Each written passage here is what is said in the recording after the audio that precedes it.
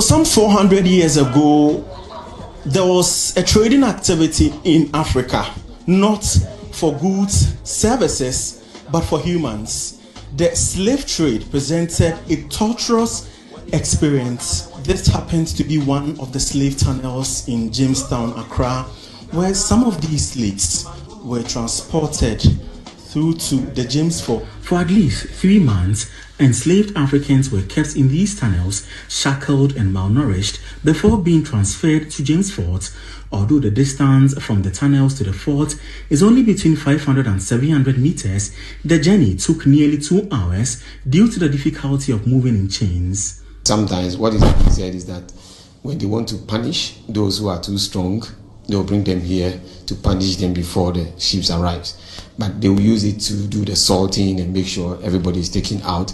Anytime I go to the Cape Coast Castle and say 300 people were kept here, and you look at the ventilation, you could tell that if 300 people are in that same room as we are standing here, the heat that they will face is too much. But that's the reality of the day. I'm clearly bathing in sweat right now, and I can only imagine, the extent of torture these slaves were subjected to. Me, curious about why the inner access to the tunnel was blocked, I sought answers from Nimama, who explained that the blockage was necessitated by the continued illegal slave trade even after its abolishment.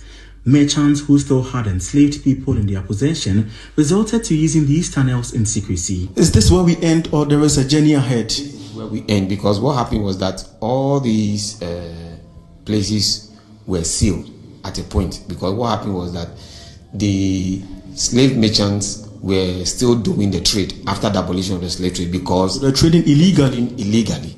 So they have to seal most of these places for them not to do it.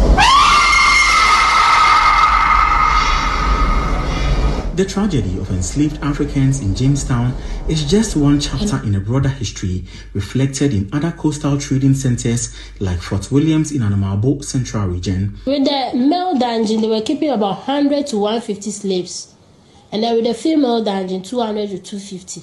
And then with the concubine dungeon, that would depend on the number of women that are beautiful among the women slaves. For out of 466 slaves that were brought to Fort, 66,000 slaves that were brought to Fort William, we were able to